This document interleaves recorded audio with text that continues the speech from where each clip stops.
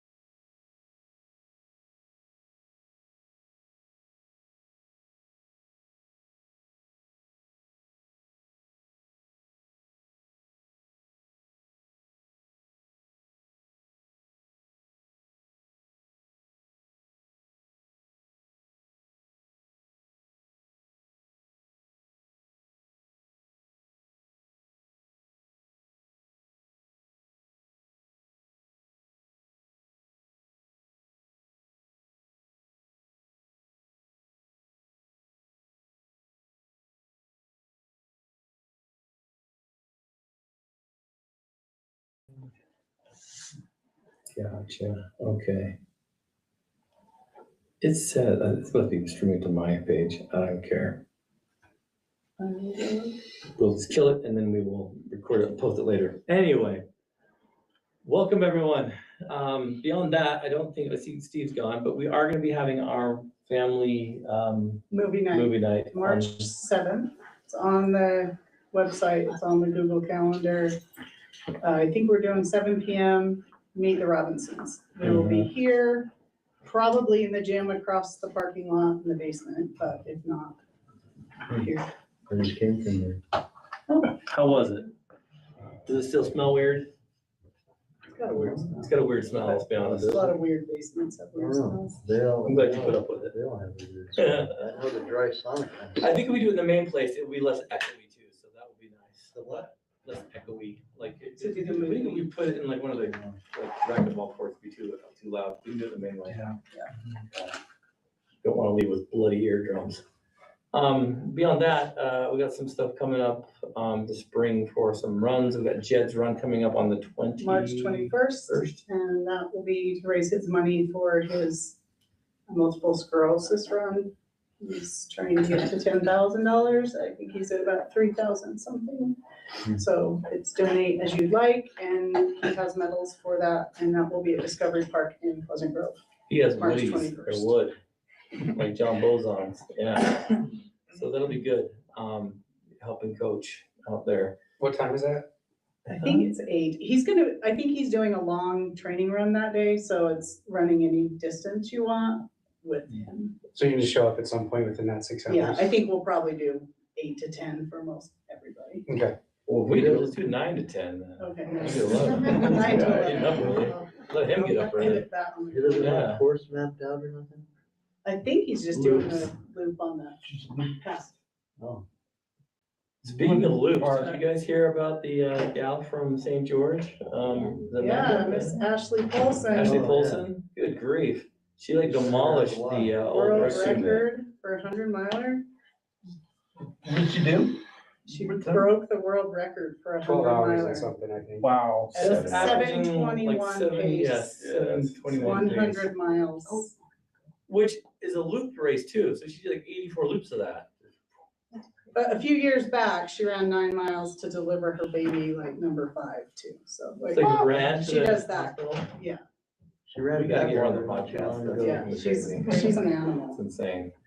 But yeah, good for her, so Yeah. congratulations, that's freaking rad. She's from St. George, that's what's so badass. Yeah. 'Cause that's where I'm from. Oh, that's why. Well, you better break it next time. She's 44 too, Jeff, so you have no excuses, man. Come on. And she's married.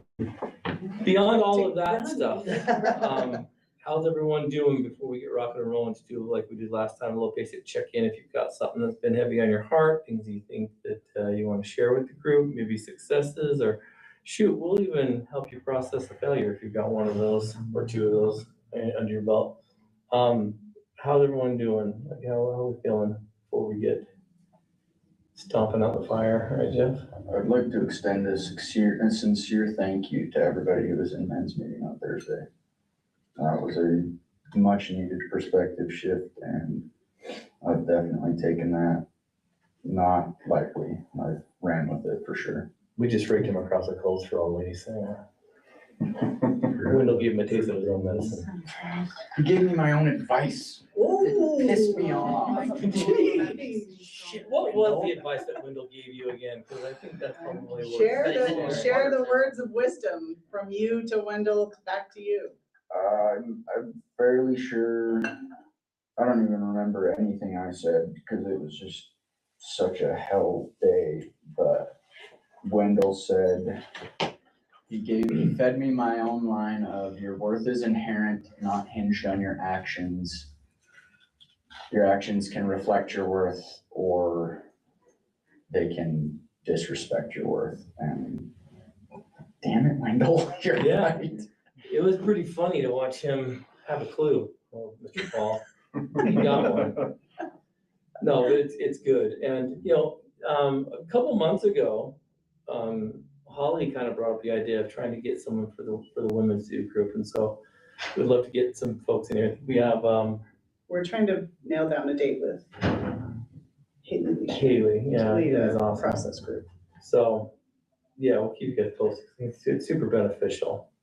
But nonetheless, I think that when we get situations, like that, where you guys can do some healing and some growing, that shows the caliber of this group. And I think the main group here is just as strong too, so I think everybody for bringing their A games with them. So Paul, you're welcome. We'll do it again Thursday. We'll rip the other side of the heart out for you. Salud. Bloody hell, Brantley, that's a haircut, brother. Thanks, brother. They didn't stop, huh? Great, dude. You and Looks great. the same barber. Anyone else? Anyone else got something on their heart, their heads, and their minds, and their souls? I might be able to drive my car this week. Congratulations. Crazy. It's like 6 months in work. Think of all the miles you've saved on that sucker. Is that a good idea? Sure. The miles you put on those shoes. That's awesome. Marissa messaged me, she's like, I'll be there in a minute, and I see Clark, so he'll be there in a minute too, and I'm like, you didn't saw him pick him up, what a jerk. I was Oh, I said that out trying loud. here. Just kidding. No, Clark's crushing it. Well, I'm glad, Clark, and for those of you guys who don't know, it's been jumping through hoops, hasn't it, trying to get those guys to own up to. Yeah, selling you a lemon, so I'm glad. I'm glad, man. So he's got involved to talk about issuing a citation or 3. Yeah, But, now the next goal is to, simply for the lost wages and, lost value and open and ability to drive. Hmm. Some, that could be hefty and I like that, but we'll see. Yeah, well, if it's beneath $10,000, it's gonna be a civil suit, so. Well, yes, more things, it might be higher than that. Good. Then we can actually take it to a real court. So I was thinking today, as I was kind of like going over some notes from yesterday and stuff, and just kind of getting a feel for kind of like, even just things that I'm thinking of. Do you guys think we give ourselves accurate self-assessments, or do you think we tend to lean towards more of the dark side when we're looking at ourselves in the mirror? I think it's necessary to have a real true perception of when you give yourself a self-estimate. I think we're a lot harder on ourselves than we have to be. I And agree with that. have you noticed? Yeah. And I think we sometimes resist the idea of being true to the self-assessment, because how could there be good things when we feel like we're carrying all the bad things, right? This is one thing about the steps that I always thought was interesting, and I know we're not a 12-step group, but one of the things I always thought interesting was when they said for people to do a fearless moral inventory of themselves, which is like step 4, I think. And I've always thought that was interesting when I would read these assignments that the treatment center I worked at would give them, and they'd always look at all the bad stuff. And I'm like, you idiots. Like, a fearless moral inventory of yourself isn't just the bad stuff, it's also the good stuff, but no one ever goes there. So I think we get super like skewed with our perspective when we assess ourselves, right? Have you guys noticed that, or is that just me like getting too, therapeutically like focused? That's exactly where I'm at. I'm far too critical of myself. Why? Where'd that come from? I imagine it's my upbringing. People tend to think that it's like super humble, like, oh, humble, like I'm, it's not, though. Self-deprecation is not. Well, and I Good thing. flip-flop too. So I'll be super self-deprecating, and then I push that on my subordinates as well, every once in a while. I mean, just flip-flop. I need to change that. That's not a good way to Gotcha. do that.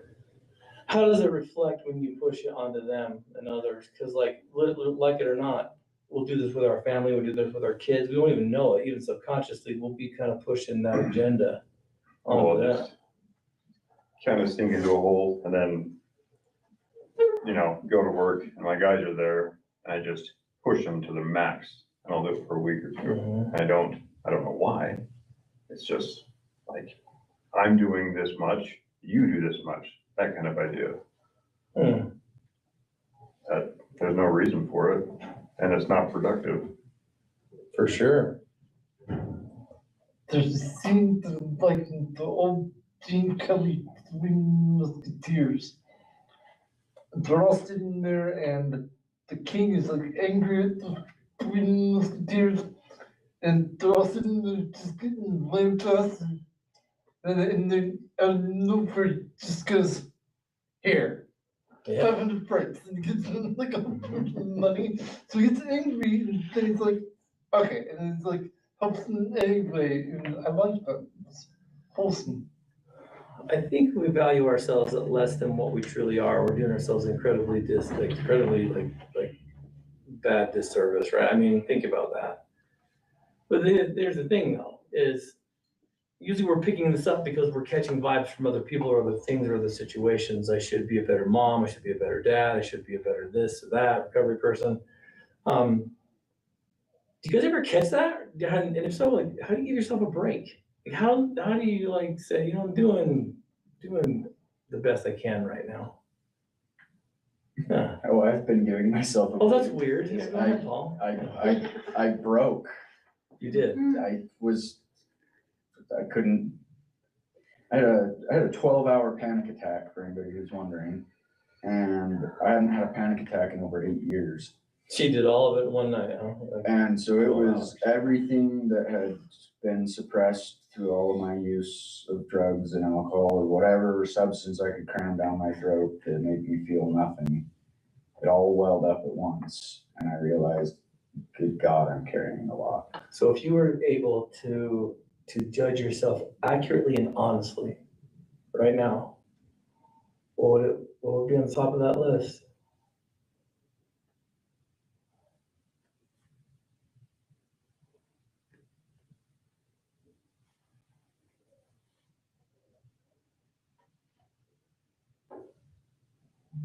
My ability to persevere is admirable, but oftentimes I put the measure too high. So it's an unnecessary level of perseverance. Gotcha. That's how everyone got real quiet when I asked that, because they're like, oh, please don't ask me that question. What do you guys think? If you were to accurately and honestly, like, judge yourself right now, what would you say about yourself? It's easy for me to go around and for me to say that about you guys. I can say what I think you're doing great at, the things you need to work on, things you really need to improve on. But how often do we do that to ourselves, to give ourselves an accurate and honest assessment? I will say I'm strong. I believe that, but what evidence do you have? All the stuff I've been through, 100%. and I made it through it. 100%. I concur with that. I struggle either being too critical on myself or like I'm too kind. So you're kind of at the polars then, Yeah, where's the gray, right? yeah. Gotcha. I mean, you guys feel that way, like, hey, I can go either way. Grandiose or self-deprecating? I used to be that way. How did you change that? Bradley needs to know. Yeah. I left. But I've heard you mislabel yourself. I've heard you do that in men's group and Yeah, here. it's just hard to trust people now. It's just, We're not talking about people, I'm talking about you. I know, but I'm just saying that it's where I'm at. It's just hard to put that much effort into it anymore. Listen, if you're gonna give yourself an honest and accurate assessment, Right now, where are you right now? I'm doing all I can. I don't want to do what I'm doing, but I'm doing all I can. I mean, you are skating around this. No, You're it's, trying. I'm doing all that I can, but I don't like where it's at. So you're giving us a description of what you're doing, but like what Paul said and what Faith said, I want an attribute.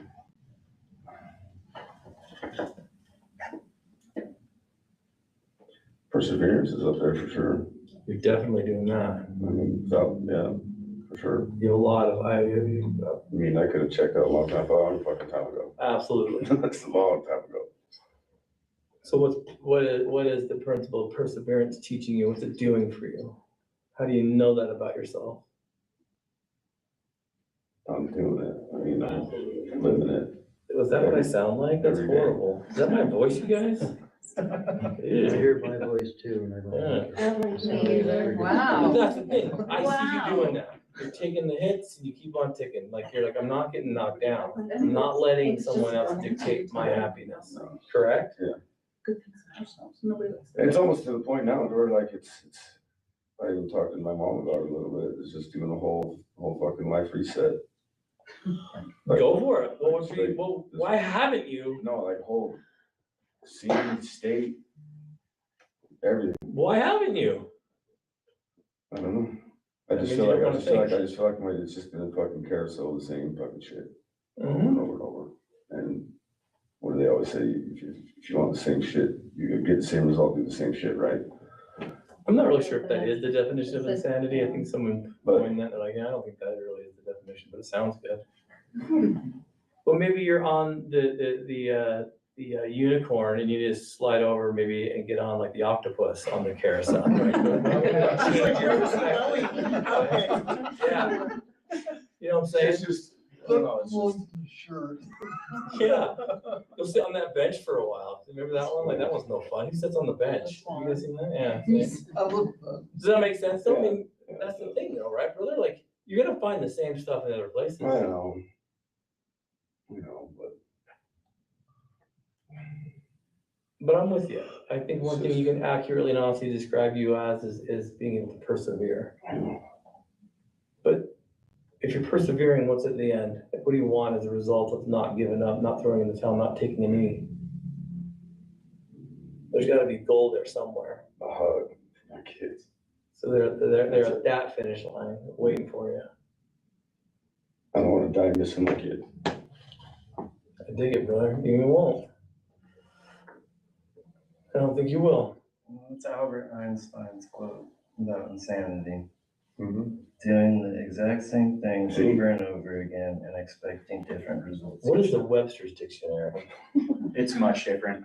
Yeah. I've Extreme got- foolishness or You both are irrationality, doing it. inability to think and behave in ways considered to be normal and rational, especially on account of serious. I like mental Albert illness. Einstein's version. At least he said it. So, for those of you guys that are kind of sitting there, kind of stewing in it, how do you even start to cultivate the ability to judge yourself accurately and honestly? Like, how many of you guys, when you hear us talking about that, kind of spooks you a little bit, like, oh man, because that's right up there with, you have no idea who you are. Like, who are you?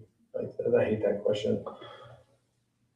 But to look inward and discern what you're capable of, and then be willing to unlock that potential somehow. Like, where is this? Where do we begin? My small step today, I went to therapy earlier. And I've been struggling with that same, just like that. I'm either ready to like, just plow everyone down and burn everything behind me. Or like I'm confident and I struggle a lot with, my ex-husband is still in a lot of control in my mind. And that he's a better parent than me. And that's a hard one for me because he's always used my past against me. And my therapist said, if you think about because I'm going in there saying, I just don't even know, like I give up. I'm just failing at everything. And he said, well, if you think about what the thing is and it makes you feel like shit, then it's a lie. And you have to sit there in that and say, oh wait, this feels like shit, so therefore it's a lie. Now that I'm aware it's a lie, I can address and like really pinpoint, okay, what are the things that when I do feel proud of myself? And that's my truth. And so I'm like, that's my baby step right now. It's like, oh, this makes me feel like shit. Is that a real belief or is that a lie? So what he's saying is, don't tell yourself too many stories, right? You can It's feed. someone else's voice. That's what my good husband always said. Like, is that your voice? It's I like that actually. That reminds me of I did a leadership training course a while ago, back in high school, and it was, one of their big things was the difference between the objective truth and the story is filtered through your mental lens. We've all got these experiences in our life that bring in self-doubt, worry, shame, whatever it may be that you're filtering the objective truth through, oftentimes we get it way wrong. We look at ourselves and we go, oh, this must be the truth because this person gave me some shoddy evidence about me being a piece of shit or something like that. And when you can go, hey, this is the story in my head, how can I pick the parts of that that are the objective truth? Like, yeah, there's facts about me that probably aren't the most admirable. Doesn't mean I'm a piece of shit. The objective truth is clear over here, away from that filter. And I feel like that's kind of what your therapist was getting at with. Filter the shit that people have told you from the objective truth. Right now, what I describe, I sort of have cartoons in my head all the time. And the two sides, and it's like Lord of the Rings meets Gumby. Because they're all like cartoony, but there's like war and battle. And there's a brick wall right in the middle of it. And so they just bash up against it. That when I'm in this like mode of, I can't even see either side and nobody will listen to me anyway. So, and then I spiral and I end up in I hate calling them panic attacks because I don't know what to call them, but. So I have a brick wall right now. Good. Well, think about it, you guys. I mean, if you were able to live without restriction and without those labels, what do you think could be possible? So this is an interesting question that I thought of putting to. Yeah. I've seen it, okay, being created in the world for the first time through. And the goal, so it, scroll 8, it says, I will not find my value hundredfold. And for a whole month, you're like, yeah, I can do anything. And having the state of mind, you realize, no, if I take small steps, I could do anything. Right. And what I started doing, because I talk to AI a lot, all day, when I can, right? And one of the things that I've had to do, say like, well, okay, this is one to say, if you work towards the goal, to say, how can my actions work to get something done, right? Am I gonna start a book club, or I can build a castle, or, you know, what are you gonna do? And you can ask after a long time talking what your attributes are and what strengths you have, and just ask, be a coach. It has helped me so much, not because I'm going fixing my trauma, but I say, how can I progress in what you told me? Right. And it, like, it just must be a major breakthrough, because, wow, I guess there's a lot I can do if I try. To answer your question. No, makes sense, man. Because you guys, if self-awareness is the ability to objectively kind of evaluate yourself, the ability to question your own instincts, patterns of thought, assumptions, those are all kind of based off of like senses that you're picking up, things that you're kind of like feeling, right? But how often do you think your feelings kind of get mucked up? They get kind of screwed up.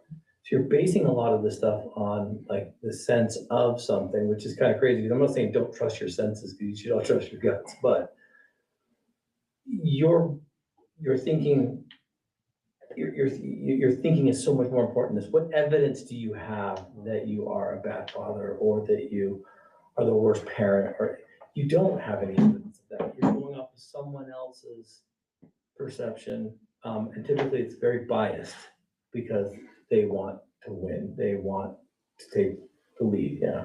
So a quote I wrote down the other day about this is, we suffer more often in imagination than in reality. Mm-hmm. And that goes back to that mental lens that we filter our life through. Is a lot of our suffering, a lot of our anxiety, depression, stress, whatever it may be, is that lens. It's not the objective reality of the situation. And that's why I've found it so beneficial the last couple of days to kind of break away from the feelings and go, hey, I feel this way right now. What is that feeling trying to accomplish for me? Do I want that accomplishment? If I don't, then I'm going to change that.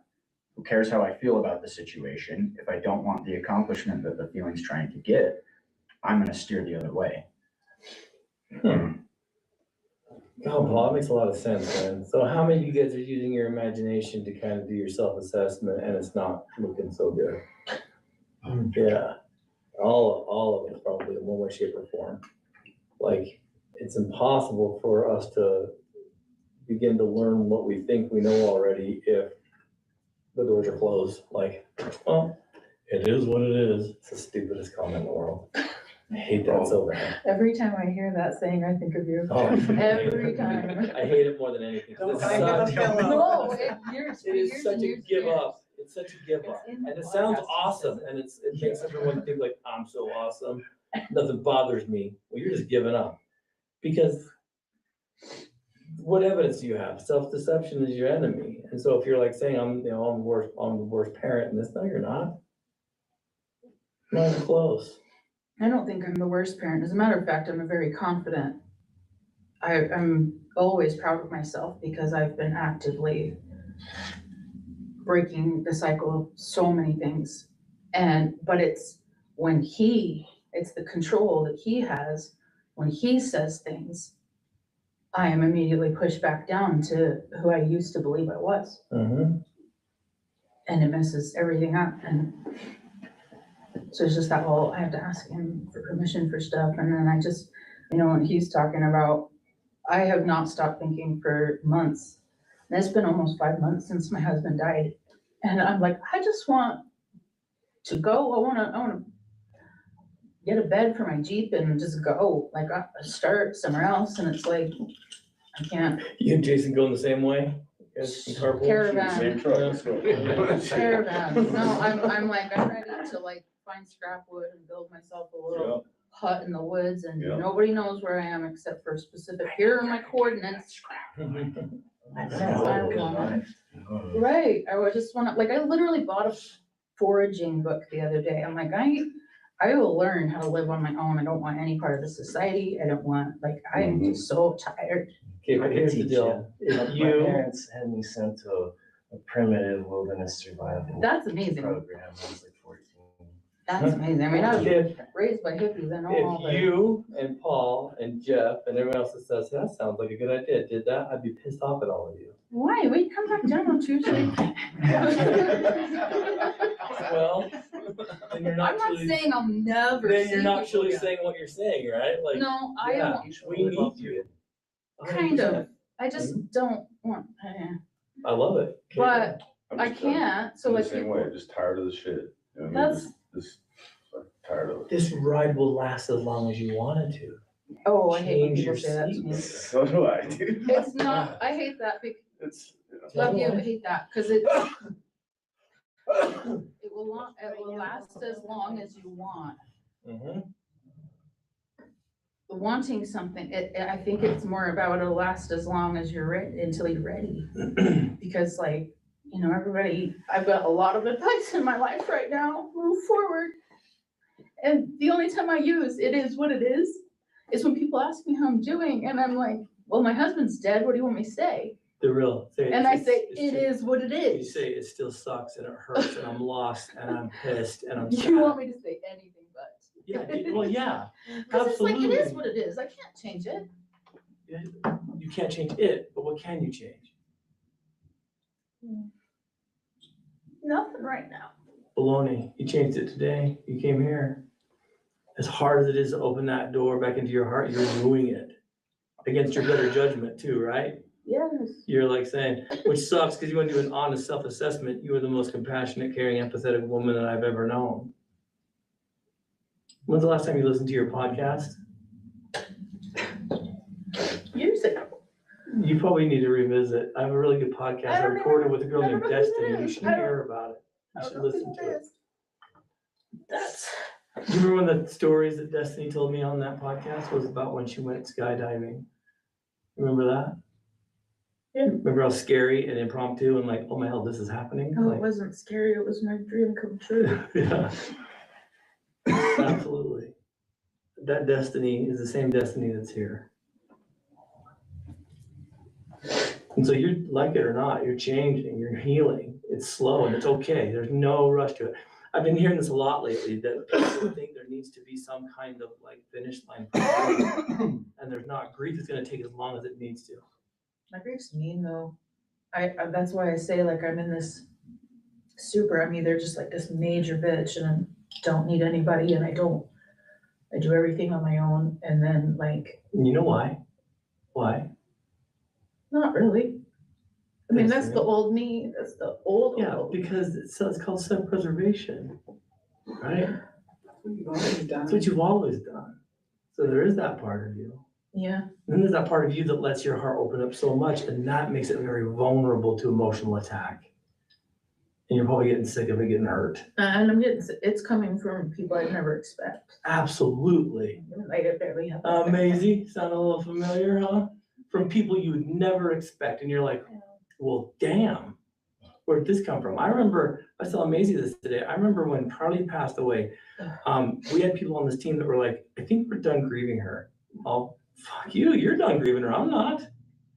I'm still not. How long are we gonna wear these shirts? As long as we effing want to.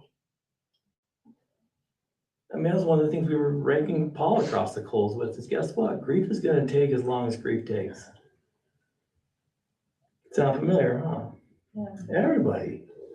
Guess what? I think we have one universal thing about this with everyone. I think universally we can all say that there's still people that we mourn that are gone. Correct, true or false? Well, look at that. Every one of us. How do you grieve the loss of something that's not gone though? Oh. It's a good question. Oh, I've done that too many times. I have lots of thoughts on that. What do you think? So Paul's got some. In what way is it not gone? No, they're That's breathing. not gone. Kids. They may be breathing, but they're not under the same roof as you. That's some form of gone. They may not be dead, but they're not, it's still a form of loss. Yeah, like it's not any less intense. It's not any less of a loss. It hurts a lot more, I say that. Yeah, mine's not just the grief, it's like everything from my past is piling back up. And I haven't been able to catch up to do any thinking. Like I'm still not done with all the, like, yeah, I'm grieving and that's like a big everyday, one of my biggest, like I wake up every day and it's not there. Right. But like stuff with my childhood has come back and trying to talk to my family about it. They don't want anything to do with talking about my past.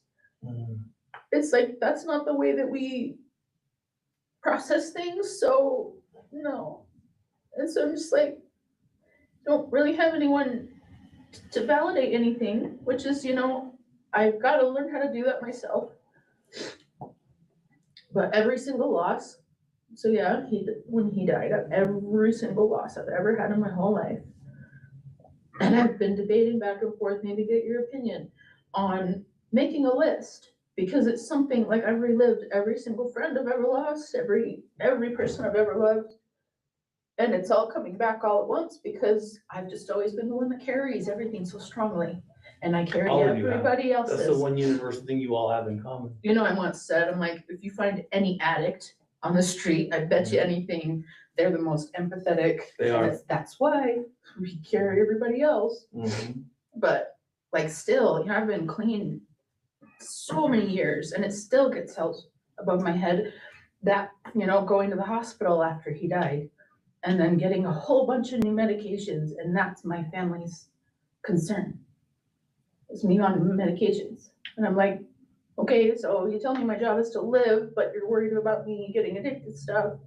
And At that point, it's the least of our concerns, isn't it? so now I just don't, my circle's this big and it's just like me and maybe whoever I let in there that day. So I you said just- something super interesting, and I want you guys to be real genuine with this question is, how many of you guys have felt like that inner child is trying to catch back up to remind you of that trauma that happened in the past? It's like, oh yeah, I remember, like what you said is super important. And do we let it catch up? Or do we see what it has to say and do we meet it? Do we meet it where it's supposed to be? I'm trying to meet it. Should you be running away from her? I just don't have time. I can't be messing with that little girl. I've got my own kids and, you know, it's just heavy all the time and I That just little girl wanna is be done. very, very important, right? It's just, What is she trying to tell you? What does she need to say to you?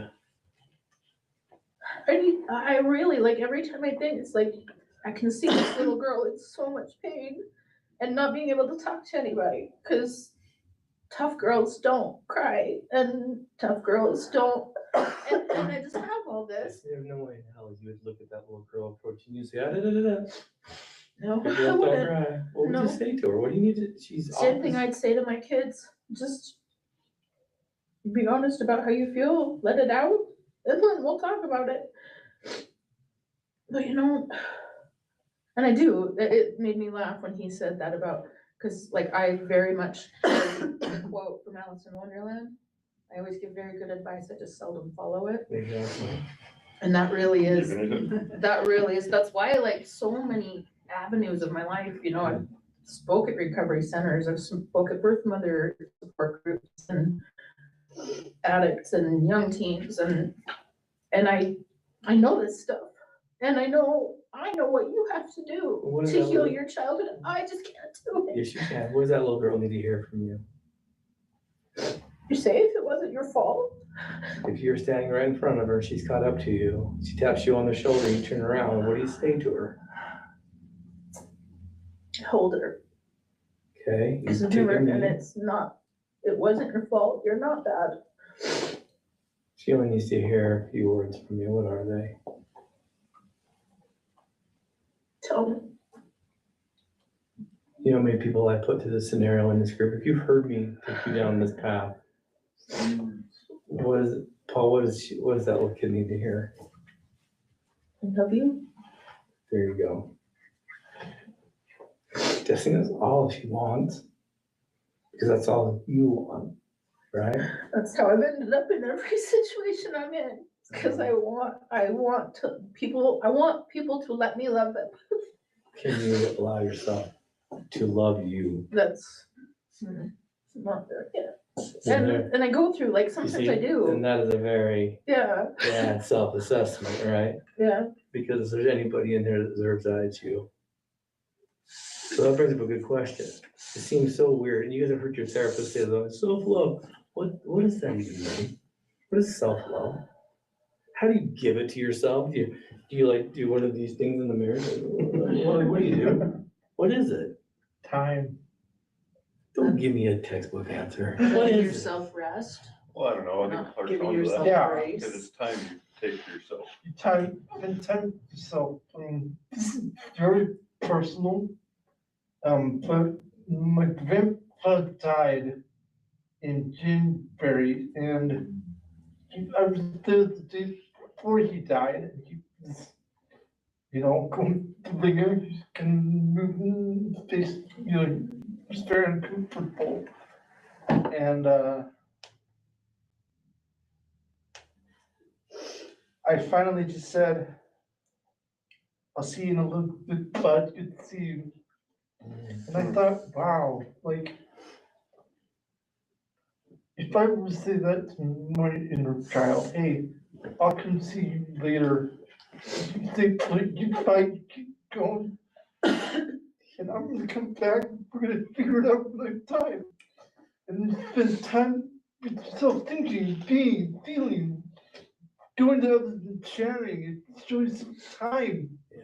You're gonna find that love that you're looking for, cause you're like, wow, goddamn it, I spent 6 hours this week just crying in the corner, cause I didn't know what to do, but Absolutely. time logged working on it, and Huge. that's a goal you can attain. right? Yeah. I'll spend an hour this week just on sitting or reading, feeling. And then who cares how it turns out? But I'll sit tight in myself. That's huge, Clark. Man, I felt that, brother. I felt that. But that's it, though.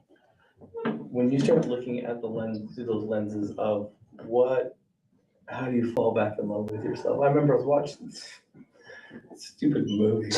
What was it? Good Will Hunting. Oh, man. Oh, yeah. Jeez. I've still never seen that. I've always been No, I scared. highly recommend I've been watching scared it. too. You may not want to. There's a, Right? no, you should. It could be. I've gotten a lot of recommendations, they're like, but I'm not yet. There's a part in that where Robin Williams, the therapist, is talking to Matt Damon, Will. And it's done amazing therapy. I mean, it didn't work very well at the beginning, it was really a rough start. And at the very end, he needs to write a letter saying that he can be off probation so that he doesn't have to see Sean and the therapist anymore. And he's like, well, looks like we're done. This is your last session. And he's like, Sean's holding his file. And he's like, what's in that? He's like, the usual. And he's like, all the abuse and hitting and all this. Oh, yeah. And he says, well, it's not your fault. I was like, yeah, Sean, I know. Oh, And he's like, it's not your fault. Yeah. Yeah, Sean, I know. When I was watching that with Marissa, it kind of hit me too. I'm like, geez, wait a minute, that's not my fault. The stepdads, the abuse, the hitting, the scars, not my fault. And it hit me hard. I'm like, why am I carrying around all this crap when I don't have to? And I had another show called Antoine Fisher's Story. Whoo-wee.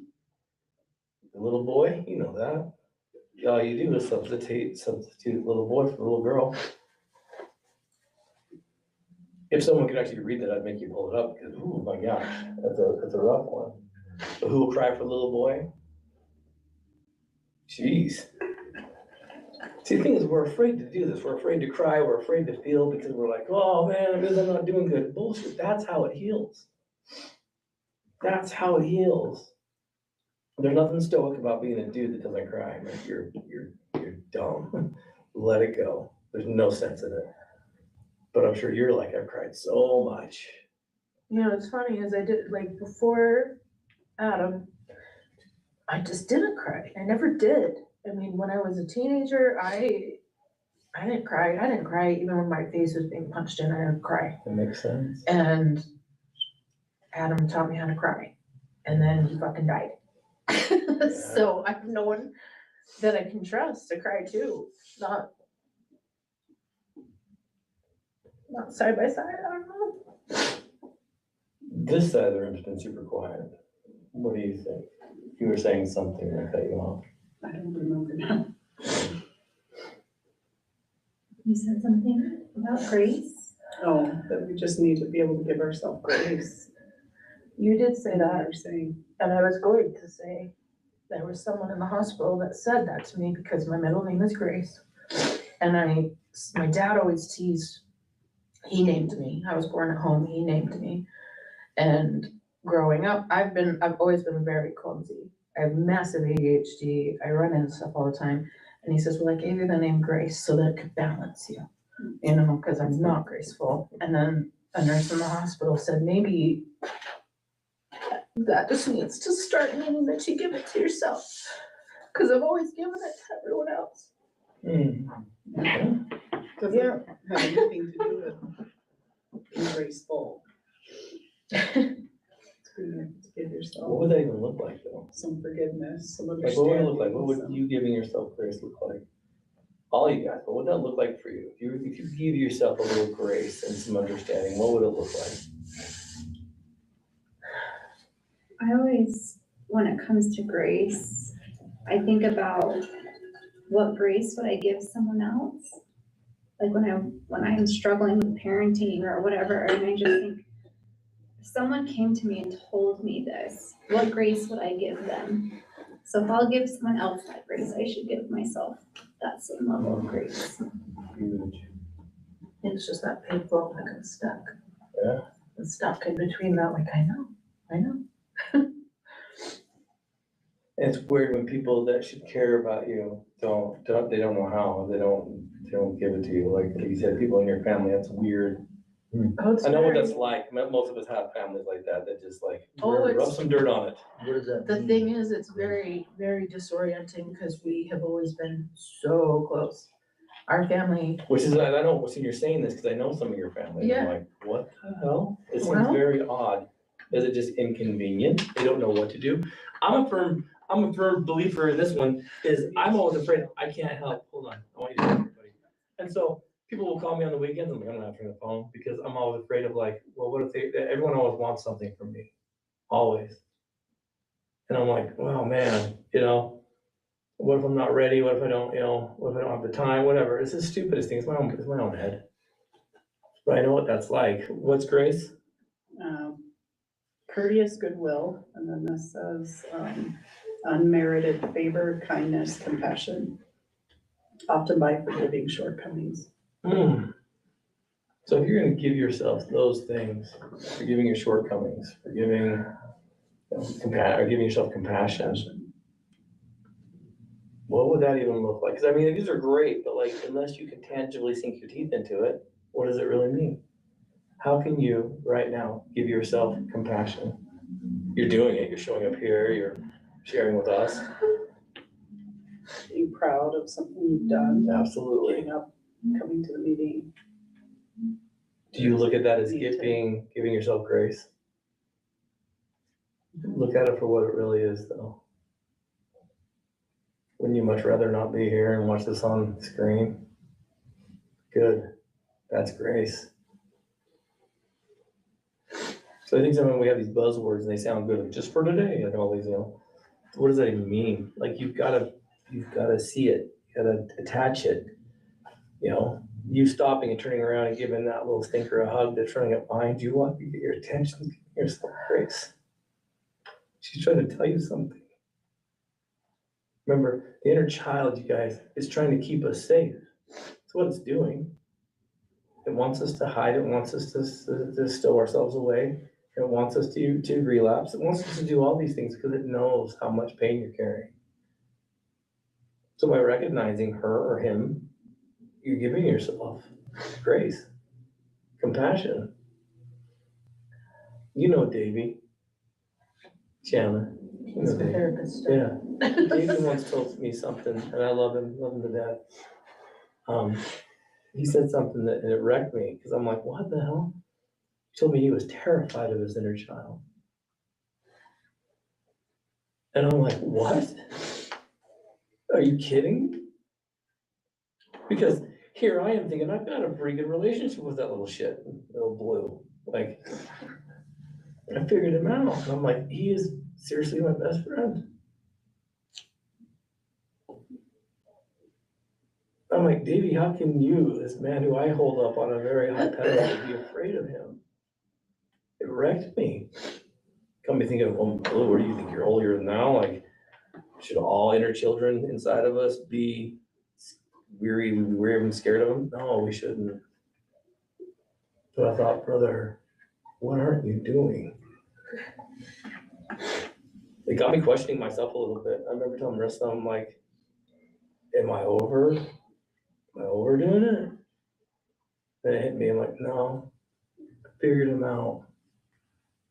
The reason I was scared of my inner child, prior to that perspective shift on Thursday, I was scared to look at all of the ways in which I had neglected and abused and done wrong to me. That innocent soul, Yeah. And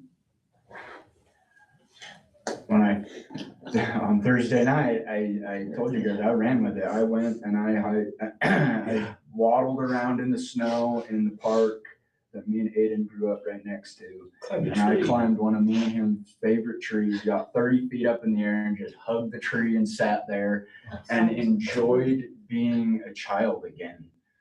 I didn't care that I had responsibilities the next day, didn't give a shit that it was cold and that I'm covered in tree sap and just, He sent me a video. it's my favorite tree. How am I not gonna go up in it? You know, why would I deny little me the opportunity to have a brief moment of joy? That's just adding to the list of neglect. It's awesome. My neighbor sent me a picture the other day of her like Ring camera. It's a duplex in a shared driveway, and she's like, "Can you tell me what happened last night?" Because it snowed, and I had walked out barefoot, and I walked around, and then I walked back, and I stood there, and I was looking up the sky, and it's like the snow. I felt like a kid, and it was grounding because it was freezing and it shocked me, and and then it turned like happy, like I was crying when I did it, and I was trying to escape. Do you allow yourself to be happy? It's okay. Yeah, and then it made me laugh, and she's like, "It's just so cute, it was so great to wake up to these barefoot," and then I felt happy, like. That's the grace. I guess that's so. great. So, Jeff, what did you say? Like you said you don't understand the. No, I was just saying I understand what you were saying when Davey said that. Yeah. That he was terrified of his inner child. If it makes you feel better, I it's not can anymore. understand what that You is. can relate to that. Oh, Good. yeah. That wrecked me. I can understand like being afraid of myself, I guess, being terrified of like how I was when I was a child coming back, I guess. Mhm. You know, Yeah. it's like the dark side coming back, I guess, every once in a while. For sure. I think for me, one of the things that's just sitting here thinking about it is like, one of the reasons why I kind of made amends with that little guy, that inner child, was he had already suffered so much. And I don't need to put him through any more of that. So me being able to like honor him and what he went through and the safety that he did obviously render to me. I've got it from here, buddy. I really am trying to do that. I know you are. And because my kids, so my daughter just turned 13, Mhm. and that's how old I was when I was doing drugs. And when I look at her, She won't be doing the same thing. yeah, she won't. I know it. And why is that's what I think is one of the coolest badge of honors I have, is that none of my kids will ever know what it was like. I like to tease them and be like, you guys have it so easy, right? Oh yeah, I But like, they'll never know. food and shoveled my driveway, and like I've done a whole. They'll also be able to reap the benefits of you giving a shit about them. And when they have a broken heart, you'll be there to help fix them. They'll never know what it's like to be where you're at, where you're like yearning for family to kind of respond and they just don't. I don't know how to. You're doing it. I've never helped children grieve their dad. You're doing it. The best thing you can do is be honest, talk about when it's hard, talk about when You do. it's mad. I talk about do, when it's funny. because going to the hospital really scared them, and they worry about me a lot, and I don't know how to undo that. That shows you how much empathy you've taught them. That's not a bad thing. That brings to mind a quote I read at the gym a while ago. Most people will not know the violence it took to become peaceful. Yeah. It's a long slog of shit to become a kind person. You need to grow a beard and just be. I can't handle it. It's like sensory overload to hell, man. You're thinking, holy crap, this is my first group? Good grief, you guys. I thought we were gonna punch things and run around. Good. What are you thinking? Oh, I'm just stretching. Good. Now, going back to the whole idea of just the inner child, stuff like that, I really don't resonate with that. I don't envision an inner child. I've always thought that I just kind of dropped into the stream of consciousness, and it's just been extending the whole time. I actually really envy that. I imagine my own mind as a difference engine, and it just takes in information and it'll create filters as it goes in. So, you know, something bad happens, you get a little wall. You know, something good happens, you get another filter. So as everything comes in, it just changes. So I've been through a Can lot write a of book and shit. sell that, we don't like to read it. Yeah, that's good, man, I like that. Yeah. So I've been through a lot of shit in my life, and this is my second go around with some type of addiction, but like I've mentioned before, I'm not really super concerned with that part. It's the why at this point. I spent so much time trying to forget and just shovel that crap away. I've been successful at it. Now there's an emptiness inside. There's no more meaning. So that's where I'm at. So once you discover what's in there, what happens when that inner child says, hey, remember me? Yeah, 'cause it's in there. Have you ever seen the movie Disney's The Kid? Yeah. When's the last time you watched it? I don't know, 15 years ago. It's probably time, because that's exactly what's gonna happen to you. Yeah. It's about his inner child, 100%. It's good. And that's the thing too, is like, yeah, with that void in there, it's gotta be replaced with something, or else it's going to be. Well, that's why I like this group idea. It's like taking action always helps. Absolutely. If I just do something, even if it's just raking the leaves or. And you don't always have to go backwards, man, not at all. I don't go back. You don't have to. Yeah, that's, we talked about that last week, remember, between the two, the ones that Freud says, let's go back and fix this, where Adler's like, let's just turn everything we've learned and make something better out of it. Yeah, So I like Adler a lot more than Freud as far as. I think we all think it was really great. That was creepy. If you ever read those. My mom said. Absolutely, you guys are constantly amazing me, like, with this. Unless someone's got anything else they want to add, we gotta give it to Paul. Take it away, Paul. All right, I got a good one. So actually, well, I've got a shorter one and then a big one. Hurry kills presence, worry kills peace, doubt kills faith, and ego kills love, which means the inverse is true. Presence kills hurry, peace kills worry, faith kills doubt, and love kills ego. And then this one's really good. Confidence always looks like arrogance to the insecure. That is very true. Security is the most compelling and most confronting trait that you can have.